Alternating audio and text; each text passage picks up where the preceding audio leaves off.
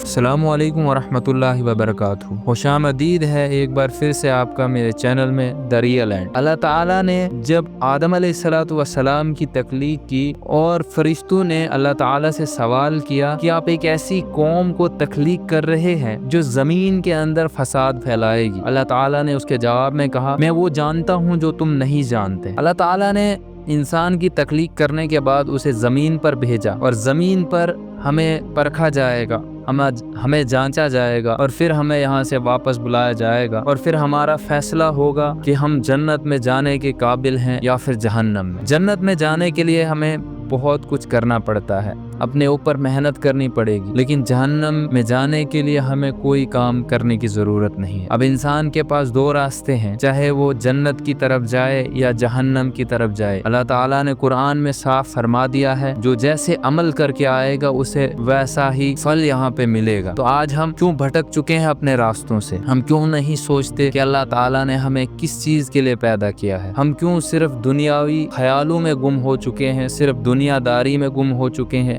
جبکہ یہ زندگی صرف 50-60 سال کی تو ہی ہے۔ اسے اگر ہم اچھے سے گزار بھی لیں پھر بھی یہ گزر جائے گی۔ اگر ہم راتوں کو موٹے موٹے بستروں پہ سوئیں گے تب بھی رات گزر جانی ہے، اور اگر ہم رات کہیں باہر کانٹوں میں ہی گزاریں گے تب بھی گزر جانی ہے۔ ہمارا مقصد یہ نہیں ہے کہ ہم آرام سے سوئے ہیں، ہمارا مقصد یہ نہیں ہے کہ ہم نے کھایا کیا، ہم نے پہنا کیا، ہمارا بیلنس کروڑوں میں ہے یا نہیں ہے۔ ہمارا مقصد کچھ اور ہے اور جس مقصد کو ہم بھول چکے ہیں۔ اللہ تعالیٰ نے ایک انسان کے لیے ہزاروں مخلوقات اور پیدا فرمائی جو صرف انسان کے لیے ہیں، اور انسان اور جنوں کو اپنی عبادت کے لیے پیدا کیا، پھر بھی ہمیں یہ سمجھ نہیں آ رہی ہے۔ اگر زمین سے کسی ایک مخلوق کو ہٹا دیا جائے ہم پتہ نہیں کتنی بیماریوں میں مبتلا ہو جائیں گے۔ ہمارے لیے طرح طرح کی نعمتیں اللہ تعالیٰ نے زمین میں بھی پیدا فرمائی۔ جب کچھ نہیں تھا تب بھی وہی رب تھا، اور جب کچھ نہیں ہوگا تب بھی وہی رب ہوگا۔ بس ہم انسان کو خود کے بارے میں بھی سوچنا پڑے گا کہ وہ کیسے اعمال کر رہا ہے اور کیسے اعمال لے کر وہ اللہ کے بارگاہ میں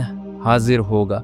کیا اس وقت اس کو شرم نہیں آئے گی جب اللہ کے حضور وہ کھڑا ہوگا اور پوری امت محشر میدان میں کھڑی ہوگی، اور اس وقت اللہ تعالیٰ سے کیا جواب دے گا کہ میں نے دنیا میں رہ کر کون کون سے عمل کیے، کیا اللہ تعالیٰ کو راضی کرنے کے لیے میں نے کیا کیا اور اپنے لیے میں نے کیا کیا۔ اگر ایک انسان کو کہیں مجلس میں اس کی کوئی ایسی بات بتا دی جائے جو اسے اچھی نہ لگتی ہو تو اپنے آپ کو کتنا شرمندہ محسوس کرتا ہے، اور اس روز جب کہ پوری امت ایک ہی میدان میں کھڑی ہوگی اور پھر حساب لگایا جائے گا اس کی زندگی کا، تو اس وقت کا عالم ہی کچھ اور ہوگا۔ انسان ہر چیز کو بھول چکا ہے۔ اگر ہمیں اتنا سمجھ نہیں آ رہا ہے، اللہ نے قرآن میں بھی فرمایا آپ میری بنائی ہوئی چیزوں کی طرف دیکھو۔ اللہ نے زمین بنائی، آسمان بنایا، آسمان میں ہزاروں قسم کے سیارے بنائے، ہزاروں قسم کے پلینٹس بنائے، گلیکسیز بنائی، اور پھر ہم انہیں دیکھ کر بھی یہ سمجھ نہیں پاتے کہ یہ سب